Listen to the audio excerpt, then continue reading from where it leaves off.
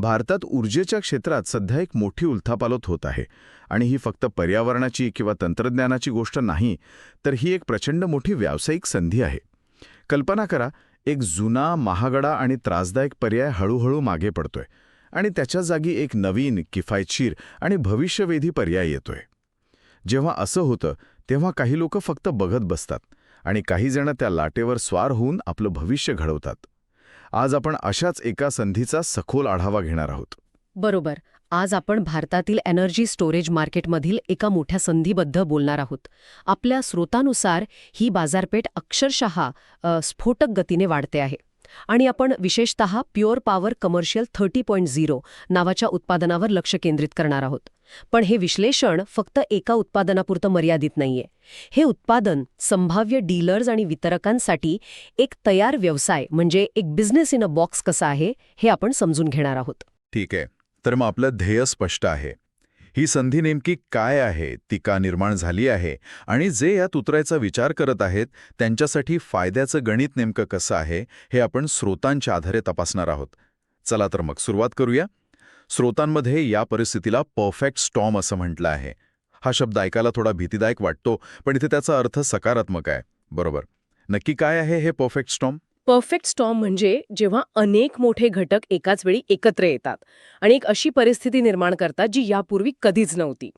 इथे 3 मुख्य गोष्टी एकत्र आल्या आहेत. पहिली आणि सर्वात मोठी गोष्ट म्हणजे डिझेलच्या किमती. आपल्या स्रोतानुसार गेल्या 20 वर्षांत डिझेलच्या किमती जवळपास चौपट झाल्या आहेत. चौपट? एक मिनिट थांबा.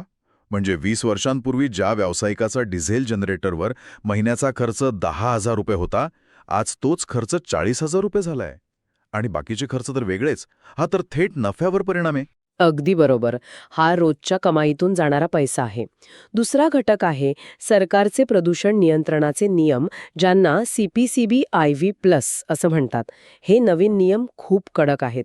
सोप्या भाषेत सांगायचं तर आता नवीन डिझेल जनरेटर बनवणं आणि विकत घेणं हे खूप महाग झालं आहे.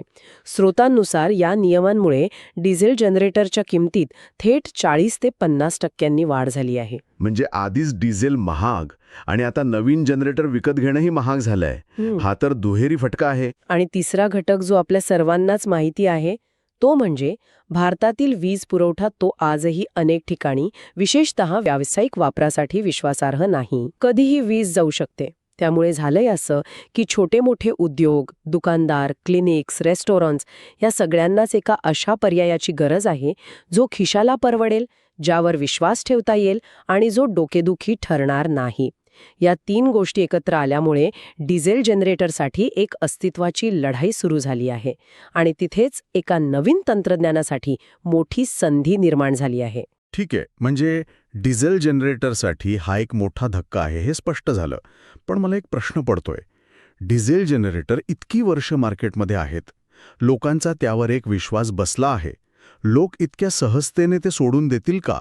विश्वासार्हतेचा मुद्दा महत्वाचा नाही का? तुमचा मुद्दा खूप महत्वाचा आहे आणि इथेच या नवीन संधीचं खरं गणित दडलेलं आहे. प्युअर पॉवरसारखी उत्पादनं केवळ डिझेलला पर्याय देत नाहीत, तर ती आर्थिकदृष्ट्या खूप जास्त फायदेशीर आहेत. स्रोतांमधला एक आकडा ऐकला की हे स्पष्ट होईल. डिझेल जनरेटरच्या तुलनेत प्युअर पॉवरसारख्या बॅटरी एनर्जी स्टोरेज सिस्टममुळे 10 वर्षांतील एकूण खर्च, म्हणजे ज्याला टोटल कॉस्ट ऑफ ओनरशिप किंवा TCO म्हणतात, तो तब्बल 60 ते 70% कमी होतो.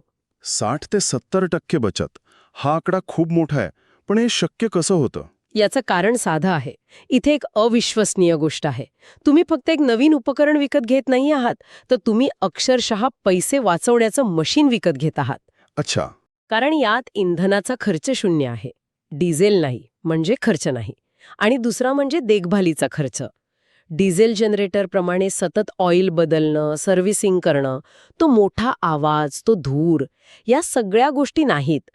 त्यामुळे सुरुवातीला जास्त पैसे गुंतवले तरी काही वर्षातच ते पैसे वसूल होतात आणि पुढची अनेक वर्ष तुम्ही निव्वळ नफा कमावता.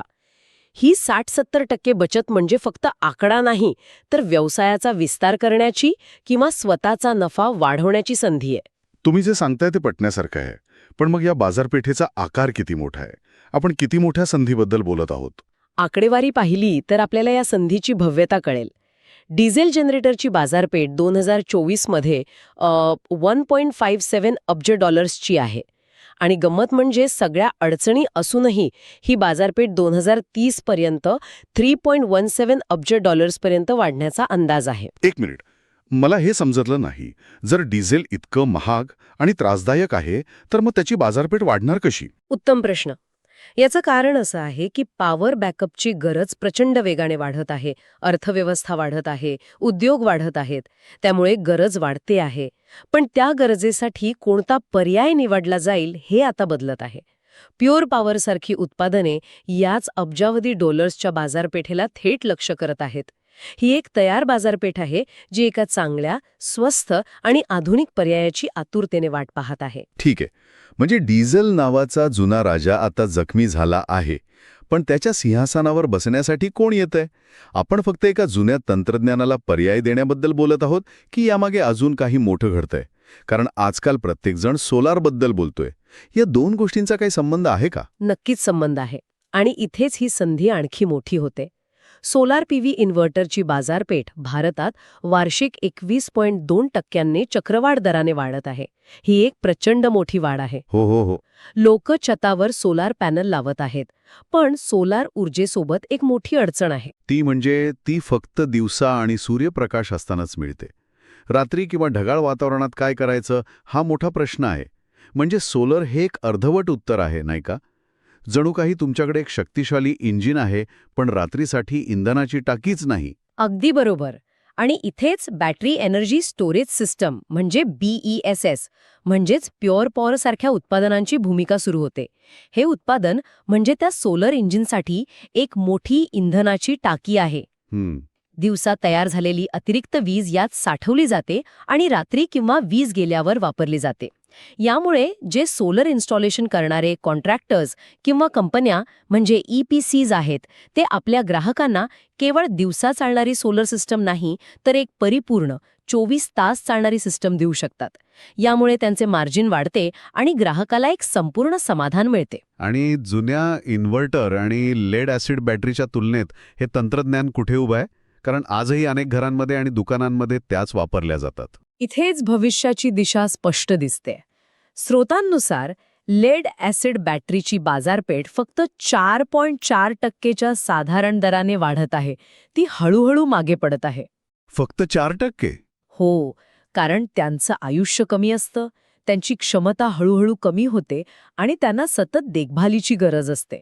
या उलट बॅटरी एनर्जी स्टोरेज सिस्टम म्हणजे BESS ची बाजारपेठ जी लिथियम आयनवर आधारित आहे, ती 2025 ते 2030 दरम्यान तब्बल 34.07%चा चक्रवाढ दराने वाढण्याचा अंदाज आहे. 34%?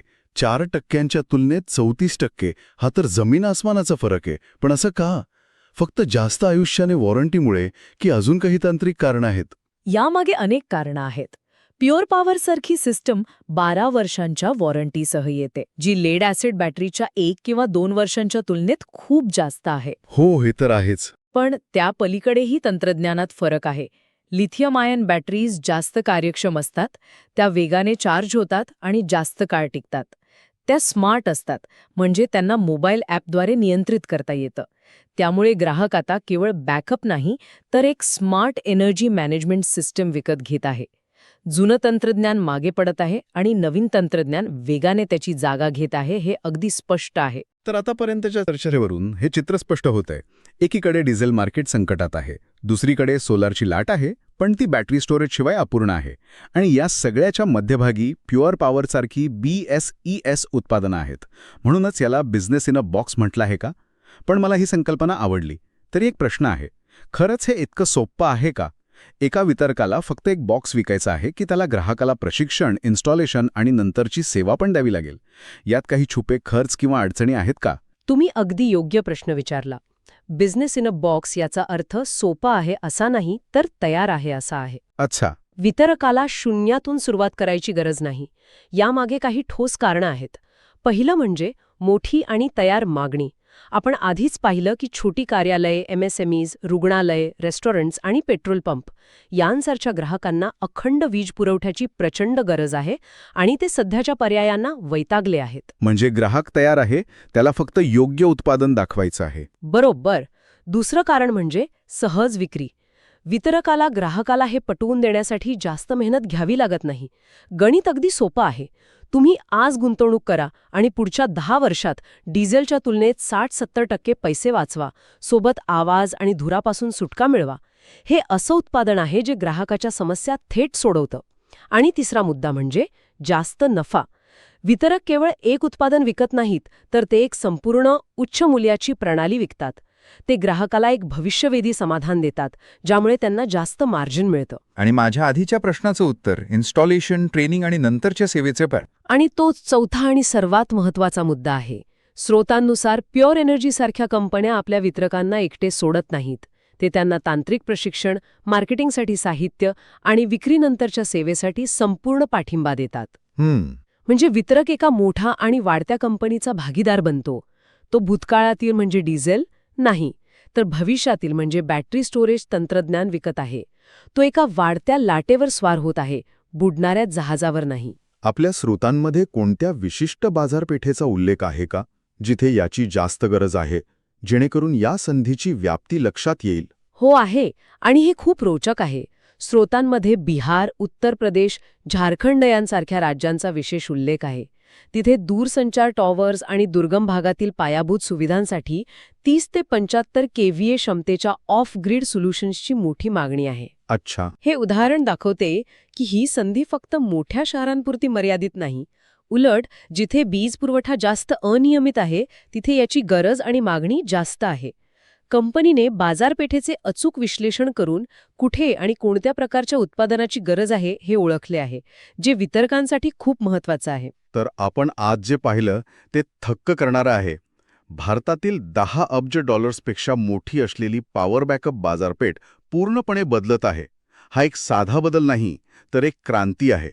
34% चक्रवाढ दराने वाढणारी BES बाजारपेठ, डिझेलच्या तुलनेत 60 ते 70% प्रचंड बचत आणि भविष्याची खात्री देणारा तंत्रज्ञान, ही खरोखरच एक मोठी आणि तयार संधी आहे, जी योग्य व्यावसायिक भागीदारांची वाट पाहत आहे. आजचा प्रश्न केवळ कोणते तंत्रज्ञान चांगले आहे हा नाही.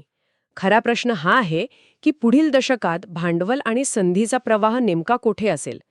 आणि उपलब्ध माहितीनुसार हा प्रवाह डिझेल आणि लेड ॲसिड सारख्या जुन्या तंत्रज्ञानाकडून दूर जाऊन लिथियम आयन बॅटरी स्टोरेज सिस्टमच्या दिशेने वेगाने वाहत आहे. त्यामुळे कोणत्याही वितरकाने किंवा व्यावसायिक भागीदाराने स्वतःला एक महत्त्वाचा प्रश्न विचारायला हवा. त्यांना जुन्या आणि मागे पडत चाललेल्या तंत्रज्ञानाच्या घसरणीचा व्यवस्थापन करत बसायचे आहे की एका नवीन आणि भविष्यवेधी तंत्रज्ञानाच्या प्रचंड मोठ्या वाढीवर स्वार होऊन स्वतःची प्रगती करायची आहे.